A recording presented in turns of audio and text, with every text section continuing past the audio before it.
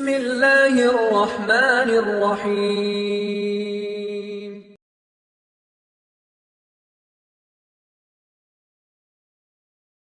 أحب الناس إلى الله أنفعهم للناس. மனிதர்களில் அல்லாஹ்விற்கு நேசத்திற்குரியவர்கள் மனிதர்களுக்கு பலனுள்ளவர்களாக வாழக்கூடியவர்கள். முஸ்லிம்களுக்கு மட்டுமல்ல, லா இலாஹ இல்லல்லாஹ்வை ஏற்றுக்கொண்டவர்களுக்கு மட்டுமல்ல, உங்கள் மதத்தை சார்ந்தவர்களுக்கு மட்டுமல்ல, ஒட்டுமொத்த மனித இனத்திற்கும் பலனுள்ளவனாக யார் வாழ்வானோ இவன்தான் அல்லாஹ்விடத்திலே விருப்பத்திற்குரியவன். அல்லாஹு அக்பர். அழகுள்ளவனின் தீனை கவனியுங்கள். வஹப்புல் அஅமாலி இலல்லாஹி அஸ்ஸ வஜல் சுரூருன் துத்கிலுஹு அலா முஸ்லிம். அல்லாஹ்விற்கு நீங்கள் செய்யக்கூடிய செயல்களில் விருப்பமான செயல் ஒரு சகோதரனின் முகத்தில் மகிழ்ச்சியை ஏற்படுத்துதல், ஒரு சகோதரனுக்கு மகிழ்ச்சியை கொடுத்தல். கவலையில் இருக்கக்கூடிய இடத்திலே சென்று கவலைப்படாதே, அல்லாஹ் இருக்கிறான் உன்னோடு, அதற்கு பிறகு நான் இருக்கிறேன், ஒருபோதும் கவலை அடையாதே என்று ஒரு சகோதரனுக்கு நீங்கள் தோள் கொடுத்தால் அல்லாஹ்விற்கு அது விருப்பமான செயல் என்று அல்லாஹ்வுடைய தூதர் ஸல்லல்லாஹு அலைஹி வஸல்லம் சொன்னார்கள். யாரையும் இந்த உலகத்திலே தனிமையில் விட்டு விடாதீர்கள். சிரமத்தில் ஒரு மனிதன் இருக்கிறான் என்றால் அவனுக்கு தோள் கொடுக்காதவன் அல்லாஹ்வை ஏற்றுக்கொண்ட முஸ்லிமாக இருப்பதற்கு தகுதியற்றவன். இந்த ஹதீஸ் சொல்லுகிறது. மேலும் அல்லாஹ்வுடைய தூதர் ஸல்லல்லாஹு அலைஹி வஸல்லம் சொன்னார்கள், யார் அதன் சிரமத்தை நீக்குவானோ, அவனுடைய கவலையை, அவனுடைய துன்பத்தை நீக்குவானோ, அவனுடைய கடனுக்கு உதவி செய்வானோ, அவனுடைய பசியை நீக்குவானோ, இது அல்லாஹ்விற்கு மிக ஏற்றமான செயல். இந்த உலகத்தில் இன்று ஸ்ட்ரெஸ், எல்லோரும் ஏதோ ஒரு நிலைமையில் தங்களை பாதித்துக் கொண்டு கவலையில், துக்கத்தில், அழுகையில் பலருடைய வாழ்க்கை இருக்கிறது. தோள் கொடுங்கள் கண்ணியத்துக்குரியவர்களே. மதத்தை பார்த்து அல்ல, மொழியை பார்த்து அல்ல, மனிதன் என்ற அடிப்படையில் எல்லோருக்கும் தோள் கொடுங்கள். யாருடைய சிரமம் அவர்களை மேலோங்க செய்கிறதோ அவர்களுக்கு தோள் கொடுத்து அழகிய முறையில் அழகிய வார்த்தைகளை பேசி அதனால் அவர்களுடைய முகத்தில், உள்ளத்தில் மகிழ்ச்சி ஏற்பட்டு விட்டால் உங்களுடைய செயலை அல்லாஹ் விரும்புகிறான். அல்லாஹ் விரும்புகிறான். அல்லாஹ் உங்களுடைய செயலை விரும்பினால் அல்லாஹ் உங்களை விரும்புவான். ஒருவருடைய கடனை நீக்கிறார், பசித்து இருக்கக்கூடிய ஒருவருக்கு உணவளித்தால் அல்லாஹு அக்பர், அல்லாஹு அக்பர். மேலும் ரசூலுல்லாஹி ஸல்லல்லாஹு அலைஹி வஸல்லம் சொன்னார்கள், ஒரு சகோதரனின் தேவைக்காக அவனோடு நடந்து சென்றால் அந்த செயல், ஒரு சகோதரனின் தேவையில் பங்கு கொள்வதற்காக நடந்து செல்லக்கூடிய அந்த செயல் இந்த மஸ்ஜிதில் ஒரு மாதம் இஅ்திகாஃப் இருப்பதற்கு மேலானது, விருப்பமானது. எந்த மஸ்ஜிதில்? மஸ்ஜிதுன் நபவி, மதீனாவில் அமைந்திருக்கக்கூடிய எந்த பள்ளியில் தொழுதால் 1000 மேலான நன்மையோ அந்த மஸ்ஜிதுன் நபவியில் ஒரு மாதம் இஅ்திகாஃப் இருப்பதை விட மேலான விருப்பத்திற்குரிய செயல் ஒரு சகோதரனின் தேவையில் பங்கு கொள்வதற்காக அவனோடு நடந்து சென்றால். மேலும் ரசூலுல்லாஹி ஸல்லல்லாஹு அலைஹி வஸல்லம் சொன்னார்கள், அவனோடு நடந்து சென்று அவனுடைய தேவையை நீக்கினால், அவனுடைய சிரமத்தை நீக்கினால், ஸப்பத்தல்லாஹு கதமைஹி யௌம தஸூலுல் அக்தாம், பாதங்கள் நிலைதடுமாறக்கூடிய மறுமையில் அல்லாஹ் அவனுடைய பாதத்தை உறுதிப்படுத்துவான். 2 வார்த்தை. எப்படி இருக்கிறாய்? என்ன கவலை உனக்கு? என்ன செய்ய வேண்டும்? நான் என்னால் முடிந்ததை செய்கிறேன், நான் இருக்கிறேன், ஒருபோதும் கவலை அடையாதே, அல்லாஹ் உனக்கு உதவி செய்வான் என்ற நம்பிக்கையின் வார்த்தைகளை பேசுவதற்கு கூட இன்று பலருக்கு முடியவில்லை. தன் குடும்பம், தம் வாழ்க்கை என்று வாழ்கிறார்கள். அண்டை வீட்டில் சிரமப்படக்கூடிய ஒருவரை பற்றி அவருக்கு கவலை இல்லை. தன் பிள்ளை சிரமப்பட்டால் அவனுடைய உள்ளம் துடிக்கிறது. யாராவது ஒரு பிள்ளை சிரமப்பட்டால் நான் என்ன செய்ய முடியும் என்று கைவிரிக்கிறோம். அல்லாஹு அக்பர். அல்லாஹ்வுடைய தூதர் ஸல்லல்லாஹு அலைஹி வஸல்லம் அவர்களுடைய நிலைமையை பாருங்கள். ஆம் கண்ணியத்துக்குரியவர்களே, இதைத்தான் அல்லாஹ்வுடைய தூதர் ஸல்லல்லாஹு அலைஹி வஸல்லம் இந்த தீனாக எமக்கு கற்றுக் கொடுத்தார்கள். இன்னல்லாஹ ஜமீலுன் யுஹிப்புல் ஜமால், பெருமை என்பது பத்ருல் ஹக், சத்தியத்தை மறுப்பதும் பிறரை தாழ்வாக பார்ப்பதும் என்றார்கள். நாம் மாற்றிக்கொள்ள வேண்டிய மிகப்பெரிய தன்மை அது.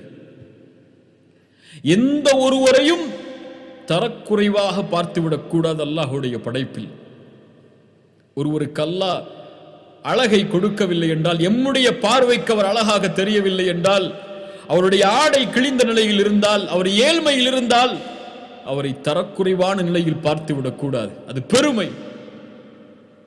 ரசூலுல்லாஹி ஸல்லல்லாஹு அலைஹி வஸல்லம் எல்லோரையும் மேன்மைப்படுத்துவார்கள். அவருடைய நிலைமையை அப்படியே மாற்றி சொல்வார்கள்.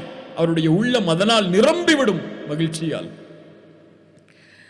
அல்லாஹ்வுடைய தூதர் ஸல்லல்லாஹு அலைஹி வஸல்லம் அவர்களுக்கு முன்னால் அப்துல்லா இப்னு மஸ்ஊத் ரலியல்லாஹு அன்ஹு சிறுமைப்படுத்தப்படுகிறார்கள். அப்துல்லா இப்னு மஸ்ஊத் அவர்களுடைய கெண்டைக்கால் குறுகிய நிலை, அவருடைய கால் பகுதி குறுகியதாக இருக்கும். அல்லாஹ்வுடைய படைப்பது. ஒரு முறை காற்று வேகமாக அடிக்கும் போது அவருடைய கீழாடை கொஞ்சம் விலகி, அதனால் அவருடைய கெண்டைக்கால்கள் தெரிய ஆரம்பித்து விடுகிறது. அதை பார்த்தவுடன் அங்கிருந்த தோழர்கள் சிரிக்க ஆரம்பிக்கிறார்கள்.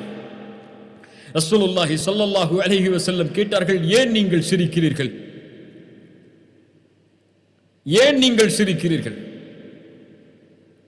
அப்போது அந்த தோழர்கள் சொன்னார்கள், யா ரசூலல்லாஹ், அவருடைய கெண்டைக்காலை பாருங்கள், அவருடைய காலை பாருங்கள், மிக சிறியதாக இருக்கிறது. ரசூலுல்லாஹி ஸல்லல்லாஹு அலைஹி வஸல்லம் உடனடியாக சொன்னார்கள்,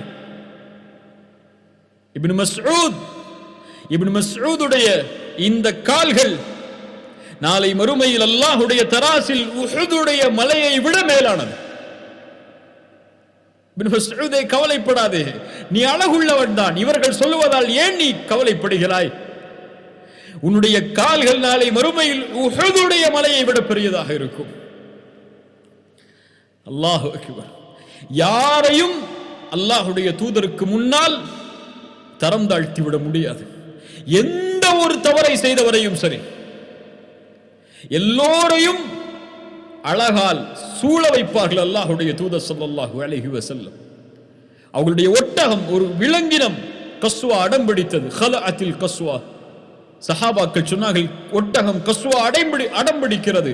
ரசூலுல்லாஹ் சொன்னார்கள், ஒட்டகம் என்னுடைய கஸ்வா அடம்பிடிக்காது, அது அதனுடைய குணம் அல்ல. மறுத்தார்கள். அதனுடைய குணம் அது அல்ல, அதை அப்படி சொல்லாதீர்கள். அதனுடைய கண்ணியத்தை நிலைப்படுத்தினார்கள்.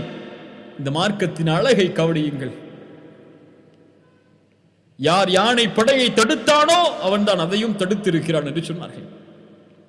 மாயிஸ் இப்னு மாலிக் விபச்சாரம் செய்து அதனுடைய தண்டனையை அனுபவிக்கிறார், இறந்து விடுகிறார். அதனால் அப்போது அங்கிருந்த 2 நபித்தோழர்கள் சொன்னார்கள், அல்லாஹ் மறைத்த ஒன்றை இவரே வந்து வெளிப்படுத்தி ஒரு நாய் இறப்பதை போன்று இறந்து விட்டாரே என்று. அல்லாஹ்வுடைய தூதர் அதை செவிமடுத்து விட்டார்கள். ஒருவருடைய மானம் கீழே விழுவதை அல்லாஹ்வுடைய தூதர் செவிமடுத்து விட்டார்கள். உடனடியாக அங்கிருந்து சென்றார்கள் அல்லாஹ்வுடைய தூதரும் நபித்தோழர்களும். அப்போது அங்கே ஓரத்திலே பார்த்தார், ஒரு கழுதை அழுகி மக்கி போய் கிடந்தது.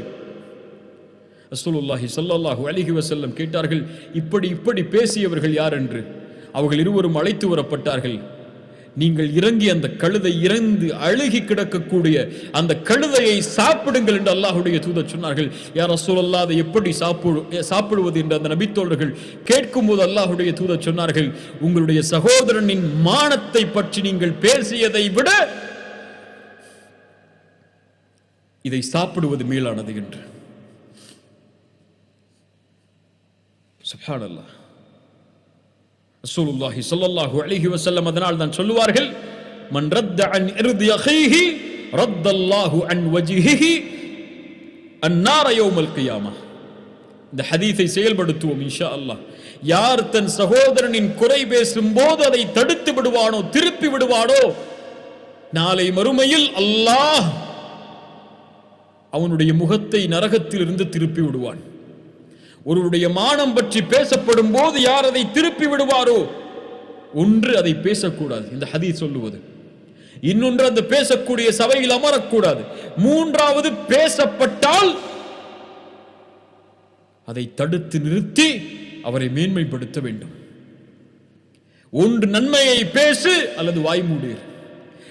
யாரை பற்றியும் யாருடைய மானத்தை பற்றி பேசுவதையும் இந்த தீன் அழகாக்கவில்லை, அதை அசிங்கமாக ஆக்குகிறது. ரசூலுல்லாஹி ஸல்லல்லாஹு அலைஹி வஸல்லம் அதை தடுத்தார்கள். யாரை சிறுமைப்படுத்தும் போதும் அல்லாஹ்வுடைய தூதர் அதை அனுமதிக்காமல் அவரை மேன்மைப்படுத்தினார்கள். மனிதர்கள் எல்லோரும் உயர்வானவர்கள், யாரையும் தரம் தாழ்த்தி விடாதீர்கள், அது எம்முடைய பண்பல்ல என்று அல்லாஹ்வுடைய தூதர் ஸல்லல்லாஹு அலைஹி வஸல்லம் அவர்கள் தடுத்தார்கள். ஒரு மனிதர் அல்லாஹ்வுடைய தூதர் ஸல்லல்லாஹு அலைஹி வஸல்லம் அவருடைய காலத்தில் அல்லாஹ்வுடைய தூதரை சிரிக்க வைக்கக்கூடியவர், அப்துல்லா என்ற பெயருடையவர். அவர் மது குடிக்கிறார், மதுவுடைய தண்டனை கிடைக்கிறது. நபித்தோழர்கள் சொன்னார்கள், இவர் மீது அல்லாஹ்வுடைய சாபம் உண்டாகட்டும், எத்தனை முறை அடித்தாலும் இதையே மீண்டும் மீண்டும் செய்கிறாரே என்று. ரசூலுல்லாஹி ஸல்லல்லாஹு அலைஹி வஸல்லம் சொன்னார்கள், அவரை நீங்கள் சபிக்காதீர்கள், நான் அறிகிறேன் அவர் அல்லாஹுவையும் அல்லாஹ்வுடைய ரசூலையும் நேசிப்பார் என்று, நேசிக்கிறார் என்று. ஒருடைய மானம் கீழே விழும்போது அல்லாஹ்வுடைய தூதர் அதை மேலோங்கி நிறுத்தினார்கள். அல்லாஹு அக்பர். என்ன அழகுடைய தீனை அல்லாஹ்வுடைய தூதர் ஸல்லல்லாஹு அலைஹி வஸல்லம் எமக்கு கற்றுத் தந்தார்கள் என்று பாருங்கள். இந்த தீனில் தன்னோடு வாழக்கூடிய எந்த ஒரு படைப்பையும் தரம் தாழ்த்தி பார்ப்பதற்கு அனுமதி கிடையாது. எல்லோரையும் சம நிலையில் பார்த்து எல்லோரின் மீதும் நல்லெண்ணம் கொண்டு வாழ்வதுதான் அல்லாஹ்வுடைய தீன் எமக்கு கற்றுக் கொடுத்த அழகு. ஒரு ஹதீஸை நீங்கள் தெரிந்திருப்பீர்கள். அந்த அழகுள்ள செயலின் அந்த மனிதரை பாருங்கள். அல்லாஹ்வுடைய தூதர் 3 முறை சொர்க்கத்துடைய ஒரு மனிதர் வருகிறார் என்று சொன்னார்கள். அப்துல்லா இப்னு அம்ர் இப்னு ஆஸ் அவரை பின்தொடர்ந்து சென்றார்கள். 3 நாட்கள் அவரோடு தங்கினார்கள். எந்த பெரிய ஒரு வணக்க வழிபாட்டையும் அவரிடத்திலே பார்க்கவில்லை. 3வது நாள் கேட்டார்கள், தோழரே, அல்லாஹ்வுடைய தூதர் உங்களை 3 நாட்கள் சொர்க்கவாதி என்று சொன்னார்கள், என்ன செயலை செய்கிறீர்கள்? பெரிய ஒரு வணக்க வழிபாட்டை இரவிலும் பகலிலும் நான் பார்க்கவில்லையே என்று. அந்த மனிதர் சொன்னார், நான் அறிந்தது, என்னுடைய செயல்பாடுகளில் எந்த ஒரு மனிதரை பற்றிய தவறான எண்ணமும் என்னுடைய உள்ளத்தில் கிடையாது. எந்த ஒரு மனிதரை பற்றிய தவறான எண்ணமும் கிடையாது. யாரின் மீதும் நான் பொறாமை கொள்வதில்லை. அல்லாஹ் கொடுத்தது அவர்களுக்கு என்று வாழ்கிறேன். அல்லாஹ் அக்பர். எத்துணை வஞ்சகங்களை உள்ளத்தில் சுமந்திருக்கிறோம். எத்துணை பேருடைய மானங்களை பற்றி பேசியிருப்போம் சோசியல் மீடியாக்கள். எத்துணை பேரை தரம் தாழ்த்தி இருப்போம். பார்வையால் ஒரு மனிதன் தீயவன் என்பதற்கு அடையாளம் அயஹ்கிர அஹாஹுல் முஸ்லிம், ஒரு முஸ்லிமை தரம் தாழ்த்தி பார்ப்பது. குல்லு முஸ்லிமின் குல்லுல் முஸ்லிமி அலல் முஸ்லிமி ஹராமுன், ஒரு முஸ்லிமுக்கு இன்னொரு முஸ்லிமின் மீது ஹராம், தமுஹு அவருடைய இரத்தத்தை ஓட்டுவது, ஓ மாலுஹு அவனுடைய செல்வத்தை சூறையாடுவது, வ இர்துஹு அவனுடைய மானம், அவனுடைய மானம். அல்லாஹு அக்பர். அழகுள்ள இந்த மார்க்கத்தை பாருங்கள். இந்த அழகிய குணங்களோடு அழகிய முஸ்லிம்களாக நாம் வாழ்ந்திருந்தால், அல்லாஹ்வுடைய தூதர் கடைபிடிக்க கூறிய இந்த அழகை நம்முடைய உள்ளும் வெளியும் வெளிப்படுத்தி இருந்தால், இந்த உலகமே இறைவனுடைய இந்த தீனை, இந்த மார்க்கத்தை நேசித்திருக்கும். அதை பின்பற்றக்கூடியவர்களை விரும்பி இருக்கும். ஆனால் இன்று வெறுக்கிறது, விரட்டுகிறது. ஒரு முஸ்லிம் விரட்டப்படுகிறான், நிராகரிக்கப்படுகிறான், அவனுடைய உரிமைகள் வேண்டுமென்றே மறுக்கப்படுகிறது. அதற்கு கை கொடுக்க யாரும் முன்வரவில்லை என்றால் இந்த அழகை அவர்கள் பார்க்கவில்லை நம்முடைய செயல்பாடுகளில். அபூபக்கர் சித்தீக் ஹபஷாவை நோக்கி முதலாவதாக ஹிஜ்ரத் செய்வதற்காக முன்னால் செல்லுகிறார்கள்.